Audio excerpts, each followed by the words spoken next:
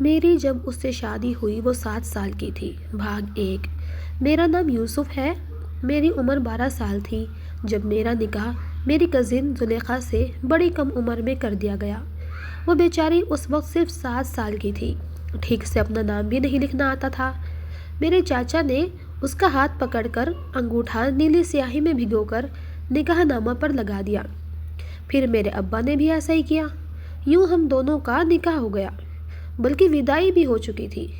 نہ میں جانتا تھا کہ بیوی کیا ہوتی ہے اور نہ اسے پتا تھا کہ شوہر کسے کہتے ہیں۔ ہمارے گاؤں میں بس ایسا ہی ریتی رواج تھا۔ وہ شلوار قمیض پہنے، گوٹے والا دوپٹہ سر پر اوڑھے، گلے میں گلا بند، ماتھے پر لگی بندیا، ہاتھوں میں ڈھیر ساری چوڑیاں پہنے الجھی الجھی سی تھی۔ میرے سر پر بھی سہرا باندھ رکھا تھا جس پر پھول کلیاں لٹک رہی تھیں، اور میں اس سب سے بہت اکتا رہا تھا۔ رخصتی کر کے میں زلیخا کو اپنے گھر لے آیا۔ اماں بتاتی ہیں کہ جب زلیخا پیدا ہوئی تبھی اس کو میرے نام کر دیا گیا تھا اور اس کا نام زلیخا رکھا گیا تھا کہ زلیخا صرف یوسف کی ہو سکتی ہے۔ بہرحال رخصتی کے وقت اس نے رونا شروع کر دیا، کہنے لگی اماں کو چھوڑ کر میں کہیں نہیں جانے والی، میں تائی ماں کے گھر نہیں جاؤں گی۔ میری چاچی کہنے لگی تمہاری شادی ہو گئی ہے، شادی کے بعد تو ہر لڑکی کو اپنے سسرال جانا ہوتا ہے۔ وہ کہنے لگی مجھے نہیں جانا کہیں پر بھی، اماں میں نہیں جاؤں گی۔ اس نے ہائے ہائے کر کے رونا شروع کر دیا۔ چاچی نے اس کے منہ پر جو لیپا پوتی کی تھی اس کے آنسوؤں سے دھل گئی۔ بہرحال وہ رونا دھونا مچا کر اس بات پر راضی ہوئی کہ اپنے ساتھ اپنے گڑیا گڈا لے کر جائے گی۔ وہ میرے گھر آئی تو میں نے سب سے پہلے گھر آتے ہی اپنا سہرا اتار کر ایک طرف پھینکا تھا۔ گرمیوں کے دن تھے اور میں تو اس سہرے کو پہن کر نہ جانے کس عذاب میں پھنس گیا تھا۔ میں نے کہا اماں مجھے بھوک لگی ہے۔ اماں نے کہا کہ اچھا دے رہی ہوں، کھانا برات پر کیوں نہیں کھایا تو نے؟ میں نے کہا اس سہرے میں کھانا کھایا جاتا؟ اماں مجھے کھانا دینے لگی کیونکہ چاچی نے کھانا باندھ کر ہمارے ساتھ بھجوا دیا تھا۔ میں کھانا کھا رہا تھا اور سامنے زلیخا اپنے گڈا گڑیا کے ساتھ کھیل رہی تھی۔ میری آنکھوں میں نیند اترنے لگی تو اماں نے مجھے کمرے میں بھیج دیا اور البتہ زلیخا کو وہ اپنے ساتھ سلانے لگی۔ شادی کو بس کچھ دن ہی ہوئے تھے کہ جب میں نے دیکھا اماں زلیخا سے کہنے لگی آج کے بعد برتن تم دھوؤ گی۔ وہ اس وقت 7 سال کی تھی۔ کہنے لگی تائی اماں مجھے تو برتن نہیں دھونے آتے۔ میری ماں کہنے لگی اچھا میں سکھا دوں گی۔ میری اماں نے اس کو برتن دھونے سکھائے تھے۔ یہ اس کا پہلا کام تھا جو اس نے ہمارے گھر پر شروع کیا تھا۔ میں اسکول پڑھتا تھا۔ جب اسکول گیا تو لڑکوں نے میرا بڑا مذاق اڑایا کہ چھوٹے دلہا میاں، مجھے بڑی انسلٹ سی محسوس ہوئی تھی۔ میں نہیں جانتا تھا کہ یوں کم عمر میں شادی کرنا میرے لیے ایک مذاق بن جائے گا۔ لڑکے میرا مذاق اڑاتے تھے، کہتے تھے تو کچھ سال میں ہی باپ بن جائے گا۔ یہ سن کر مجھے بڑا عجیب لگا۔ میں نے گھر آ کر جب اماں کو بتایا تو اماں ہنسنے لگی، کہنے لگی پاگل اس بات پر غصہ ہونے والی کیا بات ہے؟ میں نے کہا ماں میں اسکول نہیں جاؤں گا، لڑکے میرا بہت مذاق اڑاتے ہیں۔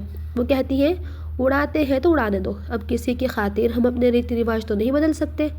زلیخا نے سارے برتن دھو کر ایک طرف رکھ دیے، کہنے لگی تائی اماں اب میں اپنا گڈا گڑیا کے ساتھ کھیل لوں؟ وہ کہنے لگی ہاں کھیل لو۔ وقت یوں ہی گزرنے لگا۔ زلیخا کے ساتھ میری بنتی نہیں تھی۔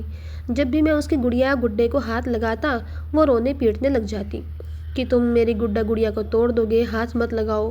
میں اسے کہتا کہ مجھے بھی اپنے ساتھ کھیلنے دو، لیکن وہ نہیں مانتی تھی۔ وقت یوں ہی آگے بڑھنے لگا۔ جب میں نے بچپن سے لڑکپن میں قدم رکھا تو میرے جذبات اور سوچ بدلنے لگی۔ میں 15 سال کا ہو گیا تھا اور زلیخا 10 سال کی۔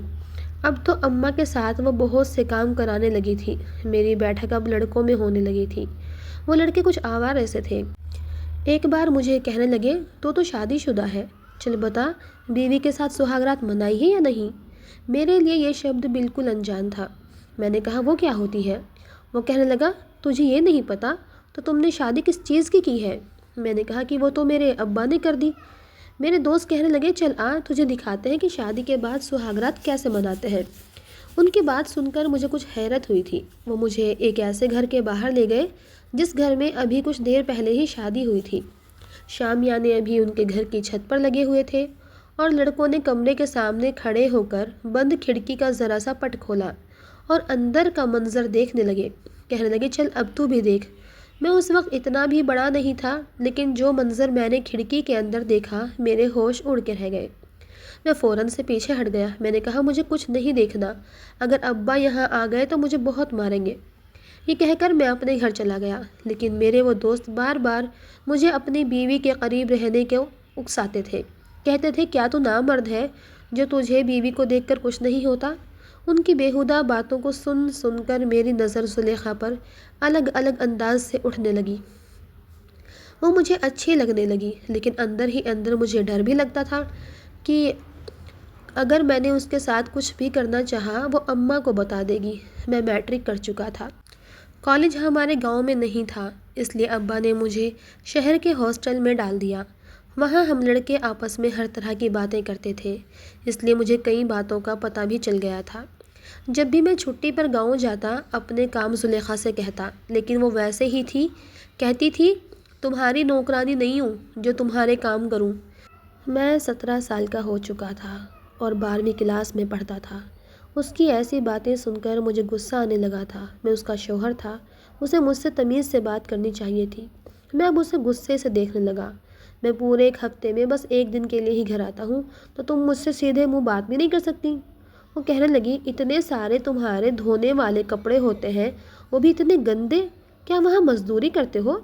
2 گھنٹے لگتے ہیں مجھے صرف تمہارے کپڑے اپنے ہاتھوں سے دھونے کے لیے۔ میں نے کہا کوئی احسان تو نہیں کرتی ہوتا مجھ پر، یہ تمہارا فرض ہے۔ کہنے لگی مجھ سے نہیں ہوتا یہ سب۔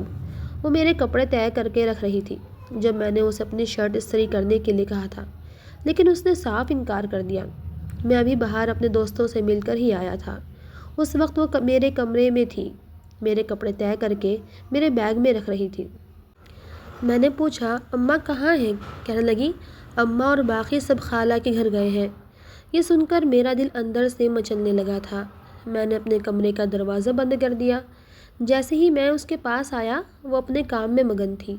میں اسے غور سے دیکھنے لگا۔ بال اس کی کمر تک آنے لگے تھے بھی سنہری، رنگت بھی سرخ سفید تھی اس کی۔ دوپٹہ اس نے گلے میں ڈال رکھا تھا۔ میں نے اس کا ہاتھ پکڑ لیا۔ وہ اچنبھے میں آئی تھی، بری طرح سے چونکی تھی۔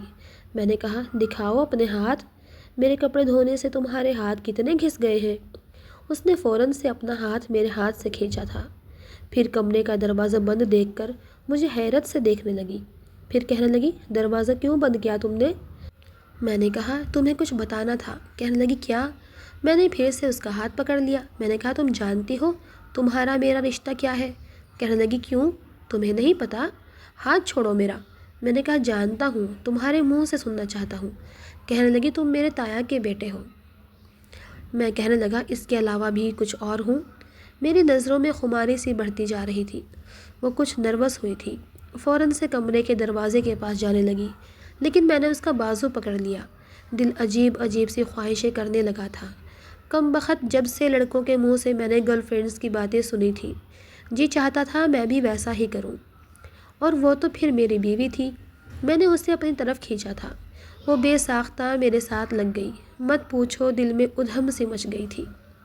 میں نے اسے اپنی باہوں میں لے لیا۔ میں نے کہا میں تمہارا شوہر بھی ہوں، جانتی ہو شوہر کیا ہوتا ہے؟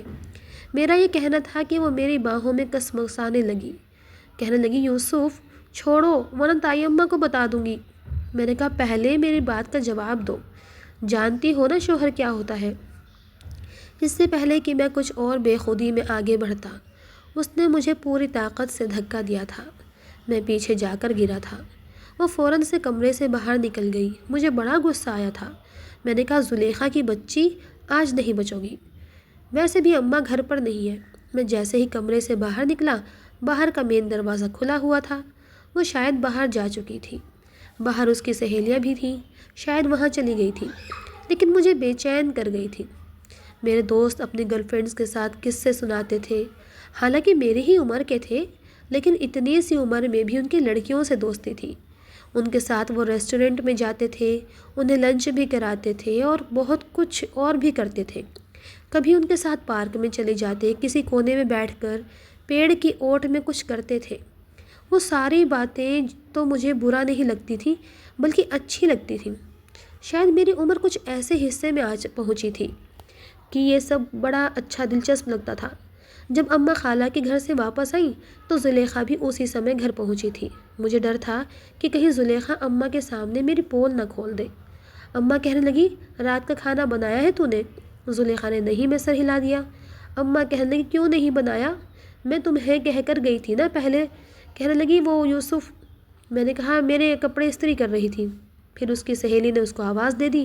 میں نے اسے کہا تھا کہ جاؤ اپنی سہیلی کے ساتھ گھر چلی جاؤ۔ اماں کمر پر ہاتھ رکھ کے کہنے لگی، تو نے کس خوشی میں اس کو بھیجا تھا وہاں؟ کھانا کون بنائے گا؟ ایک تو میں تھک ہار کے گھر پہنچی ہوں اور اب ہانڈی میرے سر پر پڑی ہے۔ پتہ نہیں یہ لڑکی کب گھر سنبھال سکے گی۔ میں نے کہا، اماں اس کی عمر تو دیکھو، اتنی بڑی تھوڑی ہے یہ، اپنی سریا جتنی تو ہے۔ سریا تو کسی کام کو ہاتھ نہیں لگاتی، آپ نے سارے کام اسی کے سر پر ڈال رکھے ہیں۔ اماں کہنے لگی، تم اس کی ہمدردی کچھ زیادہ ہی نہیں کرنے لگے؟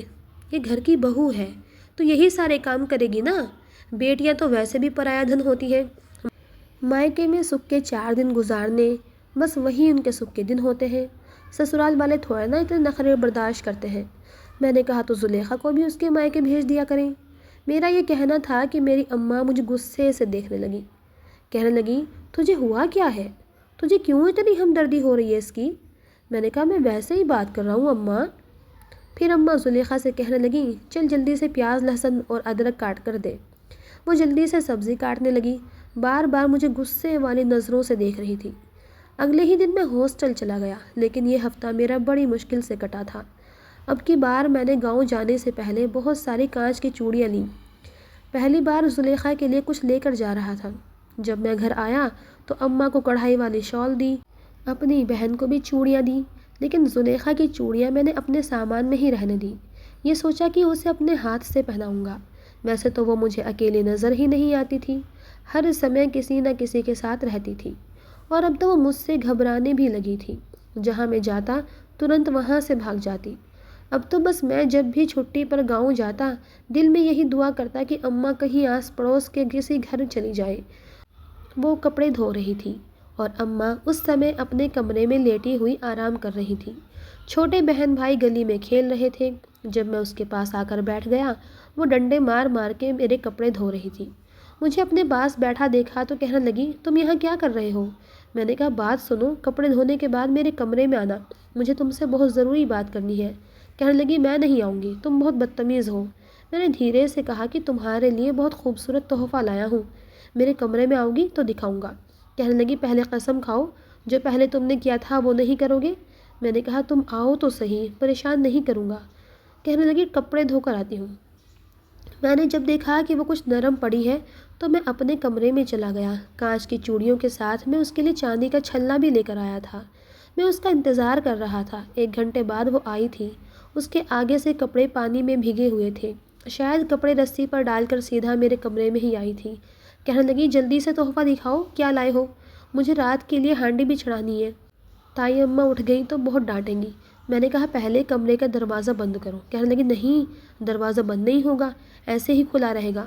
میں اٹھا اور کمرے کا دروازہ بند کر دیا۔ کہنے لگی، اگر اماں نے دیکھ لیا تو غضب ہو جائے گا، پاگل ہو گئی ہو کیا؟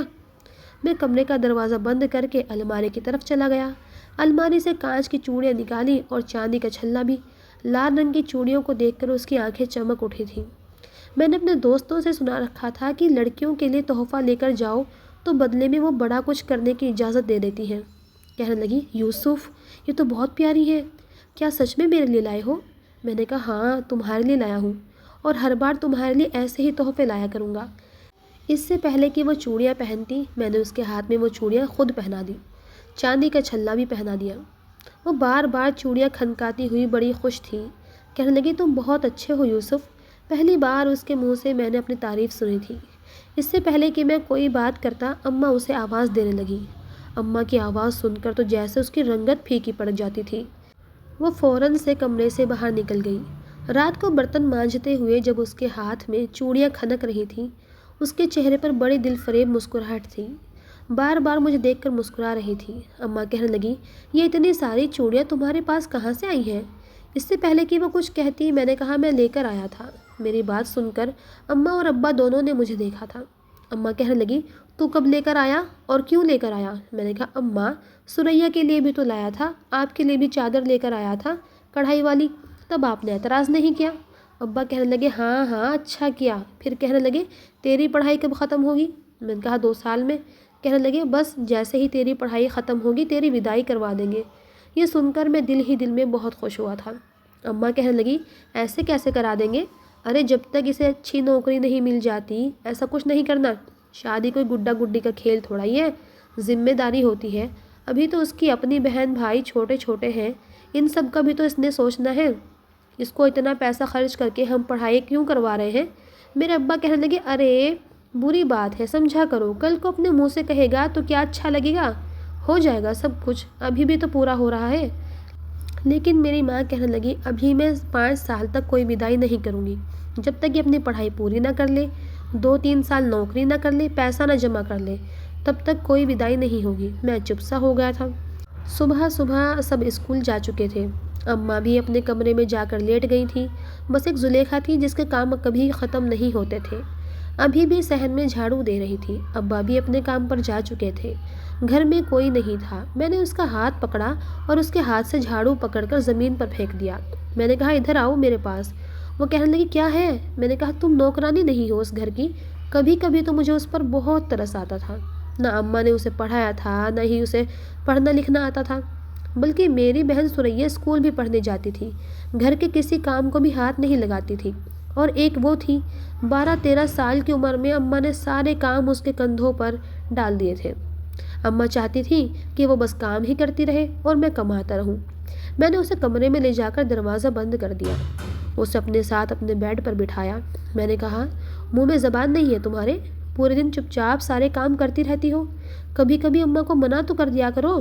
کہنے لگی میں منع نہیں کر سکتی کیونکہ تائی اماں کو غصہ آ جاتا ہے۔ میں نے کہا تو کیا ہوا؟ کہنے لگی یوسف۔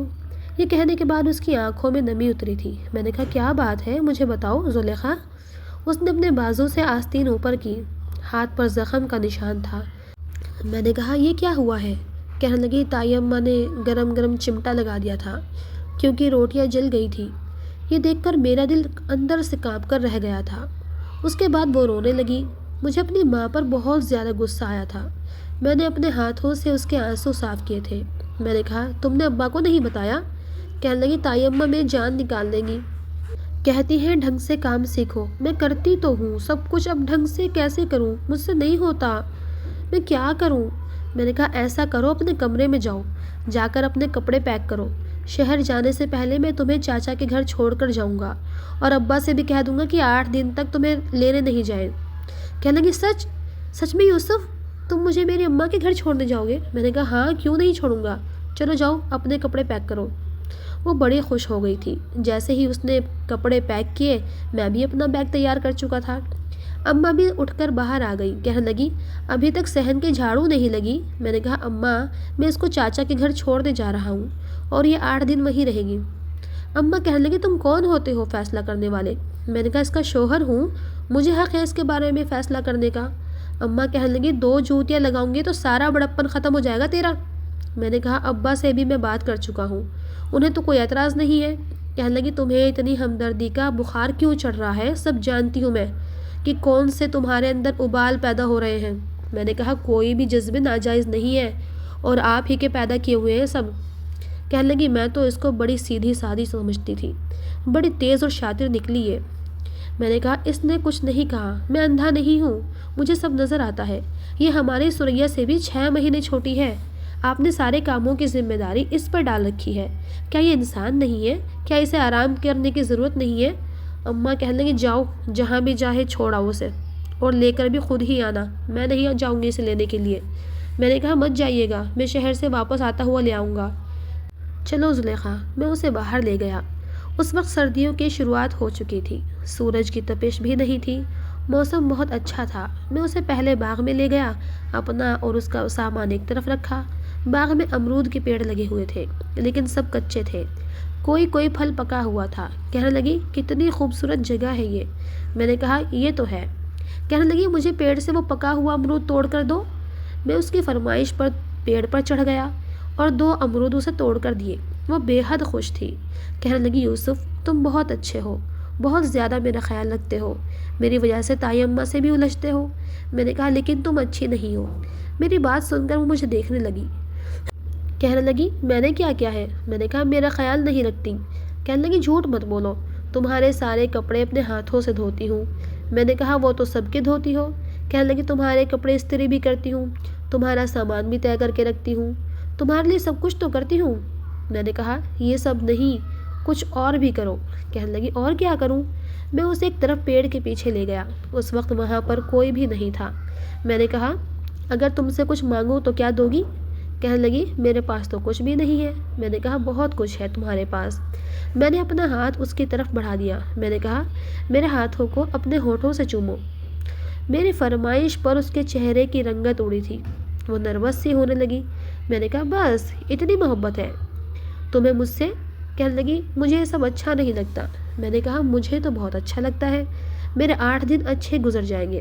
وہ جلدی سے اپنے سامان کے پاس آ گئی، کہنے لگی تمہیں دیر ہو رہی ہے، مجھے اماں کے گھر چھوڑ کر تمہیں جانا بھی تو ہے نا؟ میں نے کہا ہاں جانا تو ہے، اگلی بار تمہارے لیے ایک اور قیمتی تحفہ لے کر آؤں گا، لیکن بدلے میں مجھے کیا دو گی؟ یہ کہتے ہوئے میں نے اس کا ہاتھ پکڑا اور اس کا ہاتھ اپنے ہونٹوں پر لگا کر چوم لیا۔ اس نے ترنت سے اپنا ہاتھ پیچھے ہٹایا۔ میں نے کہا میرے اس تحفے کو ہمیشہ یاد رکھنا، 8 دن بہت اچھے گزریں گے تمہارے۔ وہ بے حد نروس ہو رہی تھی۔ میں نے کہا سنو، میرے بارے میں سوچتی ہو؟ اس نے نہیں میں سر ہلا دیا۔ میں نے کہا سوچا کرو، میرے بارے میں سوچا کرو، کیونکہ میں تمہارے بارے میں بہت کچھ سوچنے لگا ہوں۔ میرے پیپرز ہونے والے تھے، پورے 2 مہینے میں گاؤں میں نہیں آ سکتا تھا۔ میں نے چاچی کے گھر اس کو چھوڑا تو چاچی بہت خوش تھی، بار بار میرے سر کی بلائی لے رہی تھی۔ کہنے لگی جب بھی میں بھابھی سے کہتی ہوں زلیخا کو 2 دن کے لیے بھیج دو تو کہتی ہے یوسف نے منع کیا ہے۔ سالوں ہی گزر جاتے ہیں، گھڑی 2 گھڑی بس بھابھی کے ساتھ ہی آتی ہے اور مل کے چلی جاتی ہے۔ میں نے کہا آپ اسے 8 دن کے لیے رکھیں، 8 دن بعد ابا آ کر لے جائیں گے۔ چاچی بہت خوش ہوئی تھی اور اس کے بھائی بہن بھی آپی آپی کرتے ہوئے اسے ساتھ لگنے لگے تھے، لیکن وہ مجھے دیکھ دیکھ کر مسکرا رہی تھی۔ لیکن میں نہیں جانتا تھا کہ جب میں آؤں گا تو میرے زلیخا مجھے ایسے حال میں ملے گی جو ایک مرد کے لیے برداشت کرنا بہت مشکل ہوتا ہے۔ میں اسے مسکراتا ہوا چھوڑ کر گیا تھا۔